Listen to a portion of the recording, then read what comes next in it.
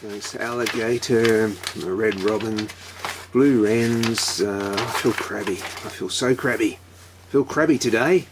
I feel so crabby. I'm going to draw this crab.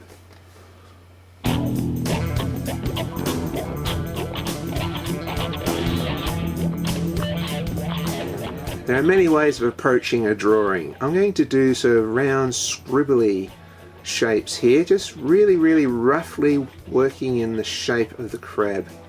And this is one way of starting a drawing. Just, and then we should start refining these.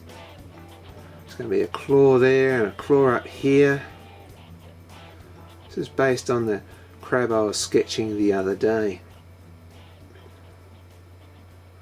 You can see the pinches are starting to come in place there, the claws. Now I have here my little model claw which I found on the beach. Just like a lot of things, like reptiles, like insects, spiders, crabs also shed their skin or slough their skin.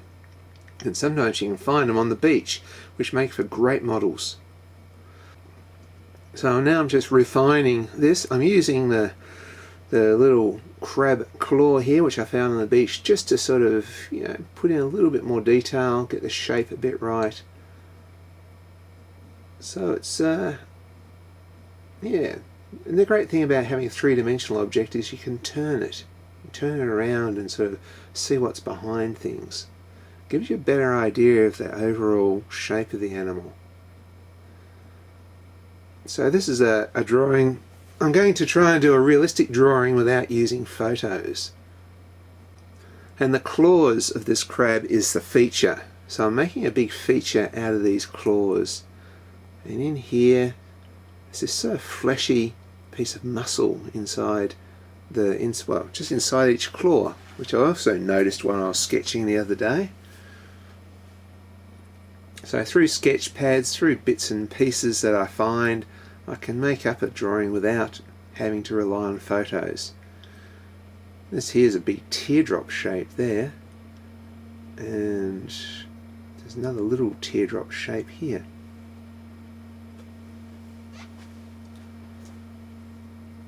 Now I'm doing the underside here. And this is a boy crab, so he has a little bit of a narrow plate there.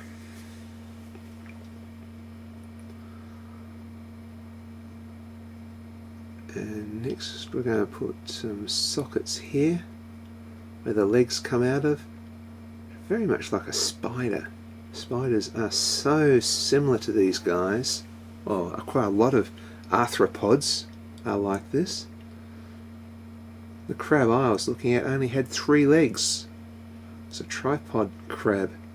But I'm going to stick a couple more legs into this drawing.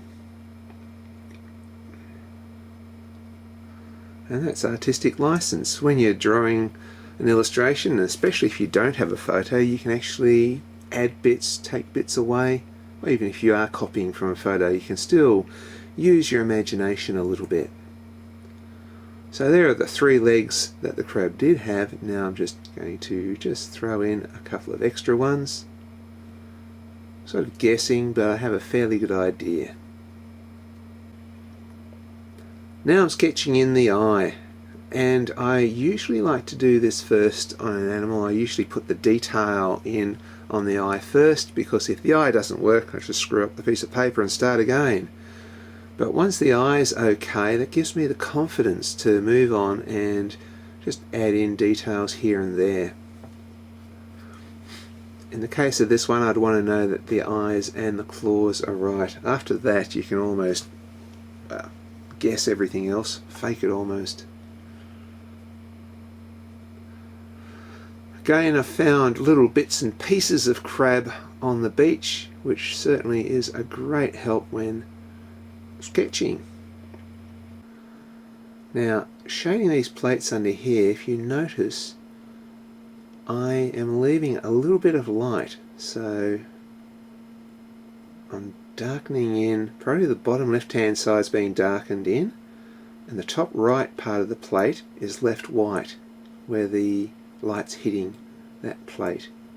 It's just a technique that I've picked up over the years. And I'm cross-hatching and doing dots and dimples with it. I don't like smooth smudging out sort of shade. Some people do. I like to see that it's actually a pencil drawing. So if it looks a bit rough, it looks like it's been done by a pencil. It doesn't look like a photograph. It doesn't look like it's being produced by a computer. It looks like somebody's actually physically drawn this. And that's the look I'm going for. So these claws, more detail on the claws. As I say, these are the feature of this guy. So I'm making sure that the claws really stand out from the rest of the crab. And just here I'm shading a little bit more to make that foot that's coming out in front of the claw to stand out a little bit as well. Sometimes in the shading, if you do it like uneven, rough lines, it sort of makes you feel that this object has a bit of a texture, like a rock. So we're making this like bone-like, rock-like texture on this claw here to make it really stand out. A lot of drawing with pencil is to be sensitive and try and feel what the object might feel like. Try and get that different dimension to your drawing so you can imagine what that might feel like if you was to touch it.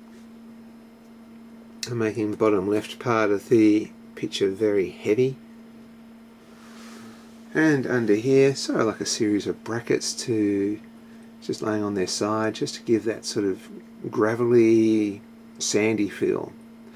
It's sort of like to draw sand, but because the crab is very small, I want to make it look a bit more like gravel.